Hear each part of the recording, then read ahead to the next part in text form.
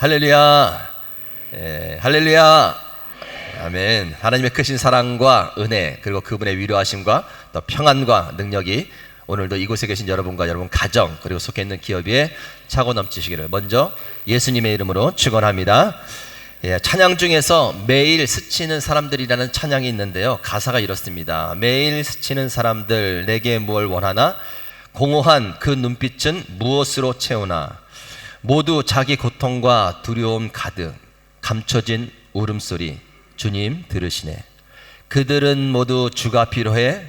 깨지고 상한 마음 주가 여시네. 그들은 모두 주가 필요해. 모두 알게 되리 주님의 사랑. 이러한 찬양입니다. 우리 옆 사람에게 한 번 이렇게 인사하시기 바랍니다. 저도 주님이 필요합니다. 한 번 더 인사하실까요? 한 번 더 인사하시면서 이렇게 말씀하시기 바랍니다. 전 돈이 필요합니다. 여러분, 주님이 필요하십니까? 돈이 필요하십니까? 네, 둘 다 필요하죠. 아멘입니다. 그런데 하나님께서 우리가 돈이 필요하다는 것을 모르실 리가 없죠. 아십니다. 그러나 이렇게 말씀하십니다. 먼저 그의 나라와 의를 구하라. 그럴 때 그 모든 것을 더하여 주신다고 말씀하십니다. 돈보다는 먼저 주님을 구하실 수 있기를 바랍니다. 자, 주님이 필요합니다. 주님이 필요하다는 말의 의미는 무엇이 있을까요? 그 안에는 무엇이 담겨 있는 것일까요? 그 고백 가운데 찬양의 가사 하나를 더 읽어드립니다. 주는 완전합니다라는 찬양입니다. 주여, 우린 연약합니다. 우린 오늘도 힘겨워합니다. 주 뜻 이루며 살기엔 부족합니다. 우린 연약합니다. 주여, 우린 넘어집니다. 오늘 하루 또 실수합니다. 주의 긍휼을 구하는 죄인입니다. 우린 주만 바라봅니다. 한없는 주님의 은혜 온 세상 위에 넘칩니다. 가릴 수 없는 주 영광 온 땅 위에 충만합니다. 주님만이 길이 오니 우린 그 길을 따라갑니다. 그날에 우리를 이루실 주는 완전합니다. 한번 따라 하시기 바랍니다. 우리는 연약합니다. 우리는 죄인입니다. 한 번 더 합니다. 나는 연약합니다. 나는 죄인입니다. 그래서 주님이 필요합니다. 주님이 필요하다라는 그 말의 의미는 뭐냐면요, 나는 연약하다라는 것을 아는 거예요.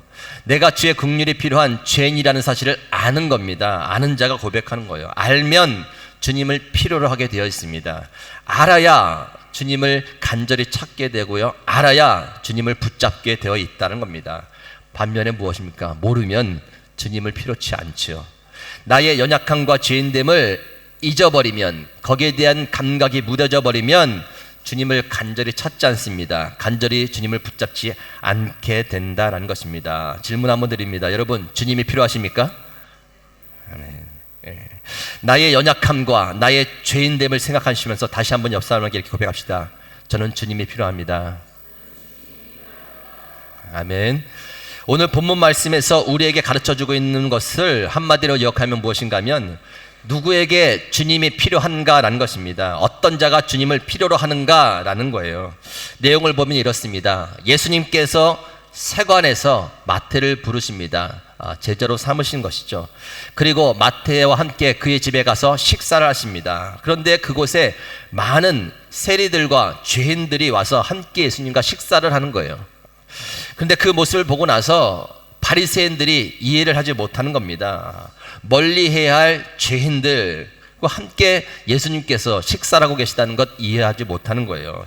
율법적으로 말하면 죄인들은 접촉만 해도 같이 부정한 것이 옮겨져서 무조건 죄는 멀리해야 될 대상이었다라는 것입니다. 그런데 예수님이 그들과 함께 식사하고 있는 거예요. 11절 말씀에 보면 이렇게 나옵니다. 11절 말씀 한번 같이 읽겠습니다. 시작. 바리새인들이 보고 죄송합니다. 11절은 제가 읽습니다. 바리새인들이 보고 그의 제자들에게 이르되 어찌하여 너희 선생은 세리와 죄인들과 함께 잡수시느냐라고 합니다. 바리새인들은 잘 모르고 있었다는 거예요. 주님이 누구와 함께 계셔야 되는지, 누가 주님이 필요한 자들인지 모르고 있었다는 것이죠. 의롭고 강하고 완벽한 사람들과 함께 있어야 하는 분으로 알고 있었다는 겁니다. 그런데 예수님께서 그에게 이렇게 말씀하시죠. 12절 말씀 함께 있습니다. 12절입니다. 시작. 예수께서 들으시고 이르시되 건강한 자에게는 의사가 쓸데없고 병든 자에게야 쓸데있느니라. 비유의 말씀 하나 들어주십니다. 무슨 의미입니까? 예수님은 의롭고 강하고 완벽한 사람들에게는 필요치 않다는 거예요. 만약 우리가 진짜 의롭고 강하고 완벽했다면 예수님께서 이 땅에 내려오실 필요가 없었다는 거예요. 마치 건강한 자에게는 의사가 쓸모없죠. 필요가 없는 겁니다.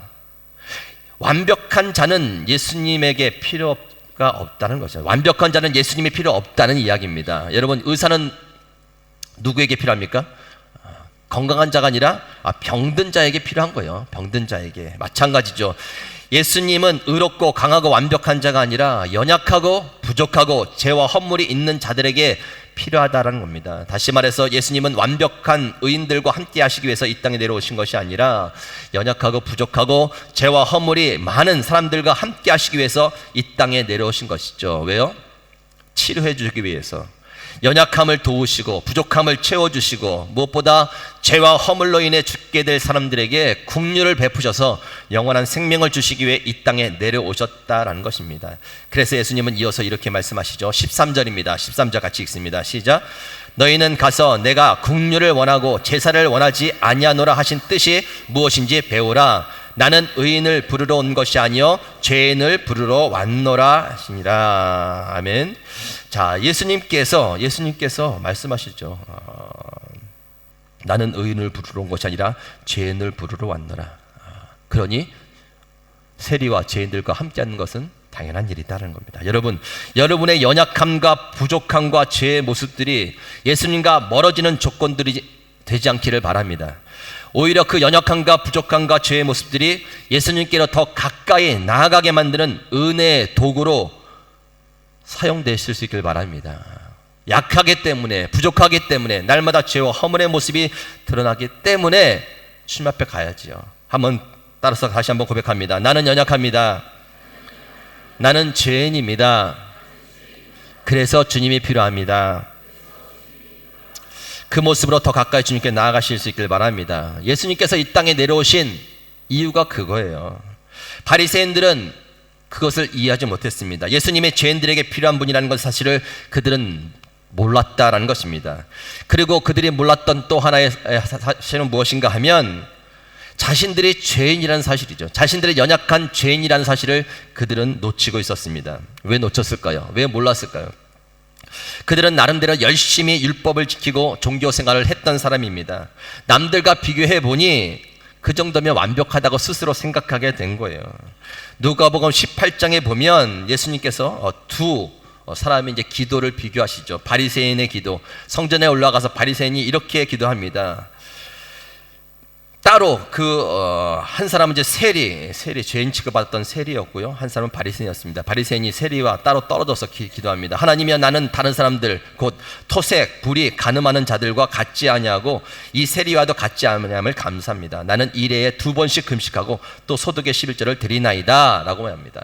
그러나 죄인 취급받았던 세리는 가슴을 치면서 하늘으로 쳐다보지도 못하고 다만 이렇게 기도하죠. 하나님이여, 불쌍히 여기소서. 나는 죄인으로서이다.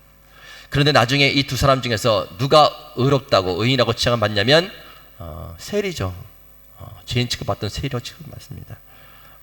스스로를 의롭게 여겼던 바리새인은 의롭다고 칭함받지는 못하죠. 이것을 누구에게 주신 말씀이냐면 이렇게 첫 절이 되어 있어요. 자기를 의롭다고 믿고 다른 사람들을 멸시하는 자들에게 이 비유로 말씀하시되 라는 겁니다. 행위로 뭔가 남들의 비교해 봐서 좀 잘한 것 같고 완벽해 보이고 의롭다고 생각되는 그 생각들 때문에 감춰져 있는 자신의 부족함, 허물을 보지 못하는 거예요. 자신이 완벽하게 어떤 율법을 지켰지만 그거로 말미암아 누군가를 낮게 여기고 자기보다 못나게 여기고 비난하고 정죄하는 그 모습을 발견하지 못하는 거예요. 그 모습을 들춰내셨다는 겁니다. 그 바리새인들이 처음부터 그랬을까요? 처음에는 얼마나 간절했겠습니까? 하나님 앞에서 정말 똑바로 살려고 애쓰면서 이것도 지키고 저것도 지키면서 얼마나 그렇게 힘써 생활에 나갔겠습니까? 때로는 그것들에 대한 부족함 때문에 눈물을 흘리며 하나님을 붙잡았겠죠. 도와달라고. 그러면서 더 열심히 살았을 것입니다. 그런데 하루하루 시간이 지나면서 그들이 이제 굳어지게 된 거예요. 무뎌지게 된 겁니다. 자신들의 하나둘 늘어나는 의로운 행동들 때문에, 다른 사람들과 비교해서 좀 완벽해 보이는 모습들 때문에 이제 좀 죄에 대한 감각이 무뎌진 거예요. 볼 수 없게 되는 겁니다. 무뎌지면 놓치게 됩니다. 누구를 놓치는가? 예수님을 놓치게 되는 거예요. 입으로는 예수님을 부르고 있지만 참된 예수님을 통해서 얻어내는 그 복음의 능력을 체험하지 못하고 살아가게 되는 거예요. 여러분, 복음의 능력을 체험한다는 것이 무엇인지 아십니까? 복음의 능력이라는 것은 죄 씻음 받는 거예요. 죄를 깨닫고 부족함을 깨닫고 나서 하나님 앞에 그냥 그것들을 고백하는 거예요. 어쩔 수 없이 저는 또 이러한 실수와 죄를 저질렀습니다. 하나님 용서해 주세요. 그랬더니 하나님께서 용서해 주시겠다고 말씀하시는 것이죠. 위로해 주면서 그것들을 다 품어주시는 겁니다. 그 은혜가 감사해서, 감격해서 눈물을 흘리면서 거기서 오는 감격과 기쁨이 있는 거예요. 죄 씻음 받은 감격과 기쁨이 있고 거기서부터는 새 힘이 있는 거예요. 그것이 바로 복음의 능력입니다. 여러분, 복음의 능력 체험은 일생을 살아가면서 단 한 번만 이루어지는 것이 아니에요. 날마다 계속해서 체험되어야 되는 것들입니다. 그것들이 더 이상 체험되지 않는다면 또 묻어진 거예요. 또 묻어진 것. 어느새 내 의로운 행동들 때문에 가려진, 숨겨진 나의 허물과 죄들을 보지 못하는 거예요. 그것을 봐야 또 주님 앞에 가죠. 내가 매일 십자가 앞에 더 가까이 가오니 구세주에 흘린 보배 피로써 나를 정케 하소서. 내가 매일. 왜 매일입니까? 매일매일 발견되는 거예요. 자신의 연약함이 발견되고 매일매일 자신의 부족함과 죄와 허물이 발견되는 거예요. 그러니 내가 매일 십자가 앞에 가까이 나간 것이죠. 내가 매일 실족해서 쓰러져서 나는 왜 이럴까 머리 싸매고 있는 것이 아니라 그것 때문에 오히려 내가 매일 십자가 앞에 가까이 나가는 거예요. 구세주의 흘린 보혈로 정결케 되려고. 여러분, 그러한 감각이 있기를 주님으로 축원합니다.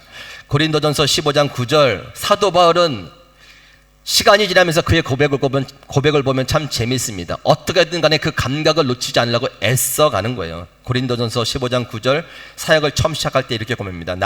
나는 사도 중에 가장 작은 자라. 나는 사도 중에 가장 작은 자라고 표현하고 시작해요. 7년이 지났습니다. 에베소서 3장 8절 무엇이라고 고백하냐면 모든 성도 중에 지극히 작은 자보다 더 작은 나에게. 처음에는 사도들 중에서 작은 자였지만 이제 모든 성도들 중에 지극히 작은 자보다 더 작은 나에게라고 표현합니다. 시간이 더 지났습니다. 이제 그의 사역의 후반전입니다. 막바지가 되었을 때 디모데전서 1장 15절에 보면 이렇게 고백하죠. 죄인 중에 내가 괴순이라. 죄인 중에 내가 괴순이라. 만약 숨을 거두기 전에 고백했다면 그는 어떤 고백을 했을까요? 야, 이제 다 이뤘다. 난 진짜 의로운 자라고 그렇게 말했을까요? 그의 고백의 흐름과 방향을 보았을 때 절대 그렇지 않았을 겁니다. 아마도 더 죄인됨을, 더 약하고 더 부족함, 더 낮아짐의 고백을 했을 거예요. 왜 그렇습니까? 왜 가면 갈수록 더 깊이 자신이 죄인임을, 연약함을 드러내며 낮아지는 고백을 했을까요? 사도 바울은 가면 갈수록 자신에게 예수님이 절대적으로 필요하다는 사실을 더 절실히 깨닫기 때문입니다. 사도 바울은 자신에게 있는 강한 죄성이 떠나지 않는다는 사실을 알았습니다. 아무리 애쓰고 노력해도 그것을 뿌리째 뽑아버릴 수 없다는 사실을 알았지요. 자신의 의로움으로는 도저히 그 죄를 벗어버릴 수 없다는 사실을 그는 삶의 현장에서, 그리고 사역의 현장에서 뼈저리게 경험을 한 겁니다. 그래서 그는 더 예수님을 붙잡을 수밖에 없었습니다. 더 의지할 수밖에 없었습니다. 수많은 사역의 업적을 남기면 남길수록, 신앙의 노하우가 놀랍게 쌓여가면 갈수록 그는 더 예수님이 필요하다는 사실을 놓치지 않았다라는 거예요.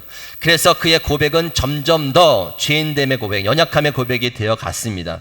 그 고백은 점점 더 예수님이 필요하다는 고백이었겠죠.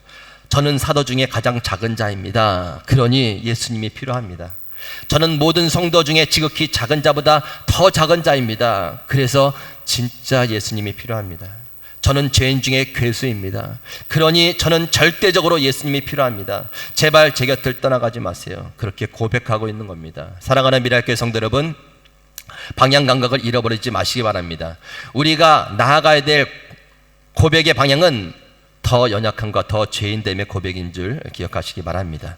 기도를 하면 할수록, 예배를 드리면 드릴수록, 봉사를 하고 직분을 얻으면 얻을수록 의로워짐의 고백이 아니라 더 깊이 죄인됨을 깨닫고, 그러기에 나에게 더 주님이 필요하다는 고백을 해야 된다라는 것이죠. 뭐 신앙생활을 시작한 지 얼마 안 되신 분도 계실 거예요. 아직 나의 연약함, 나의 죄됨을 하나님 앞에 제대로 고백하지 않고 신앙생활 하시는 분도 계실 거예요. 그러나 반드시 그때가 옵니다. 그 은혜의 때가 와요. 거기부터 신앙생활이 시작되는 겁니다. 거기부터 신앙생활이 시작되고 1년이 지나고 2년이 지나고 10년이 지나고 20년, 30년이 지나도 그 고백은 변하지 않는 거예요. 시간이 많이 지나도 똑같습니다.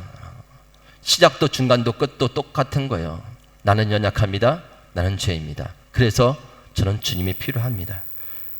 그 모습으로 신앙생활 시작하시고 또 그 모습으로 신앙생활을 이어가실 수 있기를 바랍니다. 여러분, 그것이 바로 복음이라는 거예요. 복음. 예수님이 절대적으로 필요하다고 고백하는 것이 바로 복음입니다. 병든 자에게 의사가 꼭 필요하듯이 죄인에게, 연약한 자들에게 예수님이 꼭 필요하다는 사실을 아는 것이 복음이에요. 사도 바울은 그 복음을 알았습니다. 이론이 아니라 삶과 사역의 현장에서 사도 바울은 그 복음을 경험했습니다. 사라지지 않는 자신의 안에 있는 약함과 강한 죄성을 통해서 자신에게 예수님이 반드시 필요하다는 사실을 알았습니다. 여러분, 옆에 분에게 함께 이렇게 고백하시기 바랍니다. 알고 보면 저도 예수님이 필요한 사람입니다.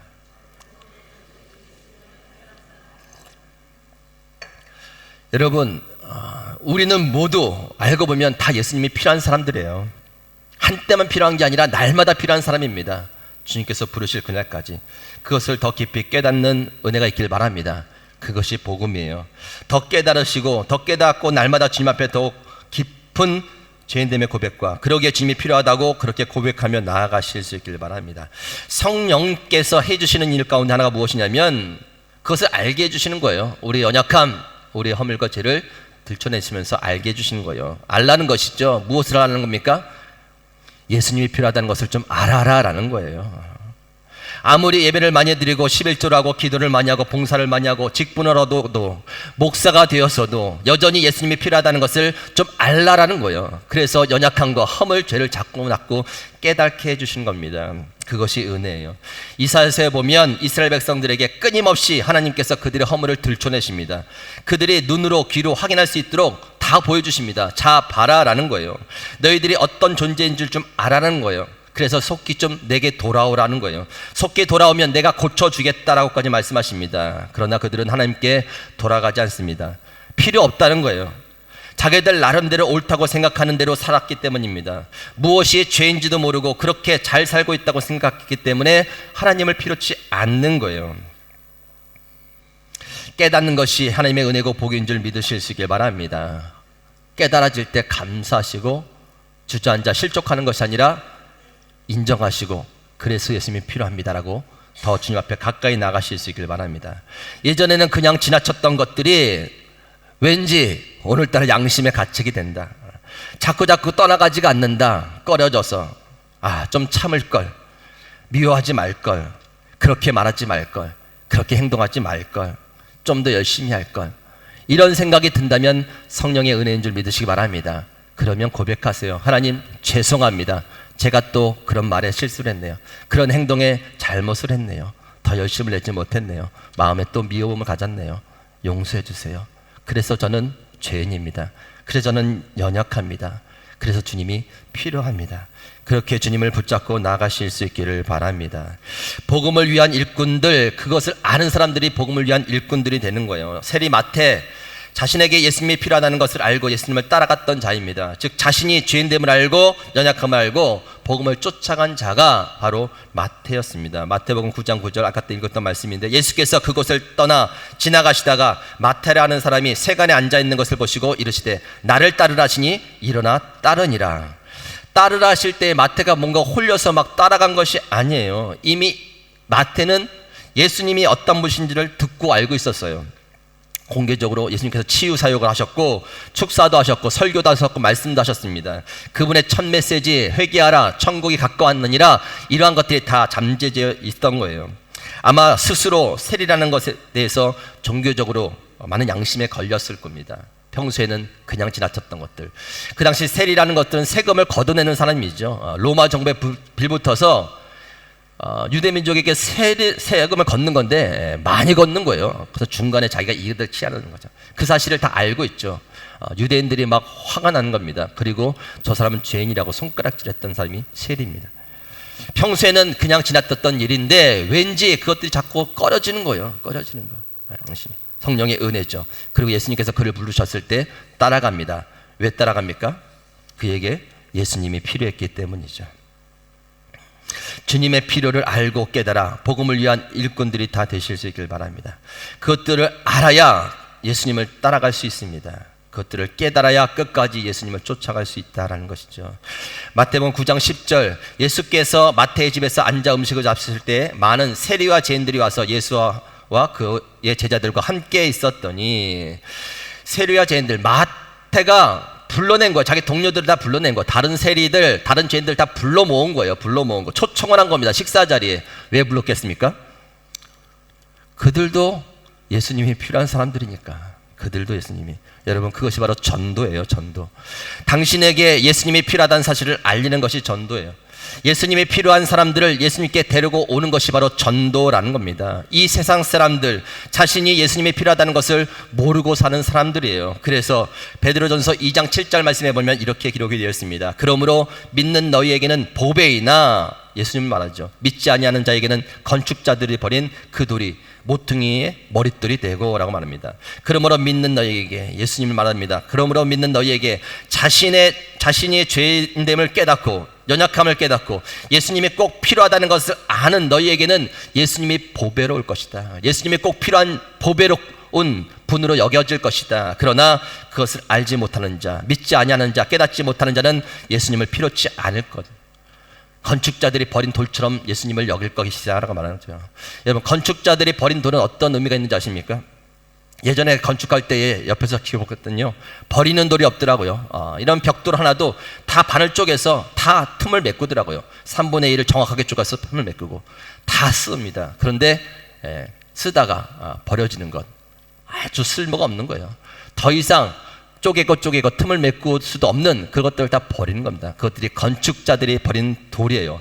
예수님을 그렇게 여긴다라는 것입니다. 그 어리석은 영혼들, 그 불쌍한 영혼들에게 예수님이 필요하다는 사실을 알리는 것이 전도고, 그들에게 필요한 예수님을 만나게 하는 것이 바로 전도라는 것입니다. 그 일들을 위해서 죄 많은 저와 여러분을 먼저 부르시고 먼저 복음을 깨닫게 해주셨다는 사실을 여러분 잊지 마실 수 있기를 바랍니다. 예전에 2008년도 한 10년 정도가 됐는데 제가 청년부 사역을 맡으면서 년마다 하는 행사가 있었습니다. 나무군이라는 행사였는데 이렇게 사람들 초청하는 거예요. 유명 강사를 부르고 또 CCM 가수들을 불러서 믿지 않는 사람들 다 초청해서 그렇게 1년마다 한 번씩 하는 그런 청년부 행사였습니다. 그런데 한 번은 이렇게 임원들과 이렇게 생각했어요. 야, 이제 교회만 오라고 하지 말고 우리가 직접 나가보자. 그래서 밖에 나가서 한번 이런 행사를 해보자라고 그렇게 마음을 먹었습니다. 그러고 나서 이제 그 나물군을 밖에 장소를 정해서 하게 됐습니다. 신촌에 있는 서울에서 신촌에 있는 조그만 이제 공연 외부 공연장이 있었는데 거기를 섭외하고 이제 준비를 하겠습니다. 여러 가지 찬양과 워십, 꽁트 이런 거 다 준비하고 나서 갔습니다. 그런데 D-Day가 점점 가까이 오는데 갑자기 사건이 하나 터진 거예요. 기억하시는 분 계실지 모르지만 아프가니스탄에서 단기 선교팀이 어떤 교회에서 단기 선교를 보냈는데 그곳에서 피랍이 된 거죠. 그리고 위협을 받다가 그 교육자 한 명하고 순교를 했어요. 또 그 자리에서 죽게 됩니다. 그래서 난리가 났는데 한국에서 그들을 이제 빼오려고 정부에서 수많은 돈을 들여서 나머지 있는 그들을 이제 빼내죠. 그런데 그것이 이제 사회적으로 비난이 일어났습니다. 가지 말라는 곳에 굳이 가서 국민의 혈세를 다 그곳에 쏟고 왔느냐라는 비난이 있었습니다. 많이 손가락질하고 계란도 던지고 그러한 일들이 있었습니다. 이제 D-Day가 돼서 밖에 나가서 이제 복음을 선포해야 되는데 그런 일이 벌어지는 거예요. 고민을 했습니다. 기도를 했습니다. 나가야 될 것인가 말까야 될 것인가, 나가면 무슨 말씀을 전해야 될 것인가 라고 고민을 했다라는 것이죠. 그런데 주님께서 담대한 마음을 주시더라고요. 그리고 나갔습니다. 나가서 제가 선포했던 말씀이 무엇인가 하면 바로 그것이 오늘 본문 말씀이에요. 건강한 자에게는 의사가 쓸데없고 병든 자에게야 쓸데있느니라. 나는 의인을 부르러 온 것이 아니요 죄인을 부르러 왔노라 라고 말씀을 드리면서 자, 교회 다니는 사람들 잘난 것 없습니다. 의로운 것 없습니다. 나타내러 가지 않았어요. 다 똑같습니다. 부족합니다. 실수합니다. 연약합니다. 그래서 우리는 주님이 필요한 사람들입니다. 그런데 여러분들도 마찬가지예요. 여러분들도 주님이 필요한 사람들입니다. 우리는 모두가 주님이 필요한 사람입니다. 그렇게 메시지를 선포했어요. 그리고 나서 워십을 하고 찬양을 하고 꽁투를 하고 마지막 십자가 드라마를 보이면서 그 신촌 한복바닥에서 울려 퍼지는 찬양과 복음 메시지를 저는 아직도 기억합니다. 절대 잊을 수가 없지요. 그 공연이 끝난 후에서 어떤 아줌마가 오시더라고요. 냉면집 아줌마였는데 너무 감동이 됐다는 거예요. 그분이 교회를 다니시는데 요즘에 너무 손가락질을 받고 자기가 너무나 위축돼서 정말 힘들었는데 처음부터까지 지켜봤는데 자기가 속이 탁 이렇게 후련하게 뚫렸다는 거예요. 너무 은혜를 받아서 여기 있는 청년들 다 와서 자기 식당에 오면 냉면을 다 주시겠다고 말씀해 주시는 거예요. 냉면을 주게 감동을 받아서. 한번 따라하시기 바랍니다. 우리는 모두 주가 필요한 사람들입니다. 여러분, 저도 주가 필요하고 여러분들 주가 필요하고 한 발짝 나가서 밖에 나가면 우리 모두가 다 주가 필요한 사람임을 기억하시기 바랍니다. 교회는요, 주님이 필요한 사람들이 모이는 곳이에요. 다시 말해서 연약하고 죄인들이 모이는 장소가 바로 교회라는 거예요. 죄의 용서에 감사와 감격과 기쁨으로 예배드리는 것이 바로 교회라는 겁니다. 교회가 의인들의 모임이면 더 이상 이곳에 예수님이 계실 필요가 없는 거예요. 건강한 자에게 왜 의사가 쓸데있겠습니까? 병든 자에게나 쓸데있는 거예요. 죄인들이 모여있는 것, 연약한 자들이 모여있는 것이기에 예수님께서 이곳에 함께 하시는 줄 믿으시기 바랍니다. 너무 놀라지 마세요. 너무 당황하지 마세요. 누군가의 모습, 연약함과 죄의 모습, 내 연약함과 죄의 모습을 통해서 너무 당황하거나 놀라지 마세요. 그래서 예수님이 필요한 겁니다. 그래서 예수님이 이곳에 계시는 거예요. 그래서 예수님이 이 땅에 내려오신 거예요. 너무 의롭게 보이려고 힘쓰지도 마시기 바랍니다. 너무 완벽한 것을 또한 기대하지도 마시기 바랍니다. 우리는 모두 그냥 주가 필요한 사람들이에요. 주님의 은혜가 필요한 사람들이에요. 주님의 은혜가 아니면 서지 못하는 사람들이라는 거예요. 교회는 반드시 그 은혜가 있어야 됩니다. 지금 우리 미래교회에 그 은혜가 부어지기를 간절히 소망합니다. 은혜로 덮어주신 것이 그 은혜가 떠나가면 난리가 나는 거예요. 원래 있던 모습들이 그냥 다 드러나면서 여기 부닥치고 저기 부닥치고 한도 끝도 없는 거예요. 그런데 하나님의 은혜로 그것을 덮어주고 가시는 줄 믿으시기 바랍니다. 오늘이 대림절 첫 주입니다. 대림절은 성탄절을 맞이하기 위한 준비 기간이죠. 예수님께서 오실 그날을 기념하면서 한 주 한 주 보내는 것이 대림절입니다. 오늘 대림절 첫 주예요. 예수님이 왜 이 땅에 내려오시는지를 좀 알아가면서 묵상하면서 가는 절기입니다. 대림절 첫 주를 맞이하여서 주님이 필요하십니까? 진짜 주님이 필요하십니까? 나는 이 질문 앞에 서시기 바랍니다. 진짜 나의 연약함을 안다면, 진짜 나의 죄된 모습을 깨닫는다면, 네, 맞습니다. 저는 주님이 필요합니다. 네, 그렇습니다. 저는 진짜 주님이 필요합니다라고 고백하게 될 것입니다. 하나님은 그렇게 고백하는 자들 가운데 반드시 하나님의 위로와 큰 은혜를 부어주실 것입니다. 그 은혜 가운데 하루하루를 사시면서 다가오는 성탄을 맞이하실 수 있는 저와 여러분 되시기를 예수님의 이름으로 축원합니다. 하나님 감사합니다. 좌로나 우로나 치우치지 아니하고 말씀 앞에 또 아버지 앞에 서게 하시며 생명의 길 걷게 해주시니 진심으로 감사를 드립니다. 주님이 필요하십니까? 라는 질문 앞에 서게 하심에 하나님 다시 한번 우리의 연약함을 깨닫는 은혜가 있게 하시고 감춰진 우리의 죄와 허물을 통해서 진짜 주님이 필요합니다고 고백할 수 있는 저희들 다 되게 하여 주옵소서. 그 고백 가운데 새 은혜를 부어주실 줄 믿습니다. 위로와 힘을 더하여 주실 줄 믿습니다. 그렇게 고백하는 한 사람 한 사람에게 오늘 이 시간 기름 부어주시고 새 은혜 가운데에 다시 한번 세상을 향해 전진할 수 있도록 인도하여 주시옵소서. 미랄교회 가운데에서 우리 모두가 주가 필요한 자이오니 하나님 아버지여, 그러기에 하나님께서 이곳에 머물러 계심에 하나님의 그 사랑과 은혜로서 더욱더 교회가 나아가기를 원합니다. 하나님 아버지께서 허락해 주신 은혜로 말미암아 세워진 교회요, 또 그 은혜로 말미암아 흘러 모든 가정들이 다시 한번 회복되고 모든 자녀들이 그 믿음 가운데 주님을 의지하며 살아갈 수 있는 은혜와 복이 있도록 축복하여 주시옵소서. 모든 영광을 하나님께 올려드리며 살아계신 예수님의 이름으로 기도 올리옵나이다.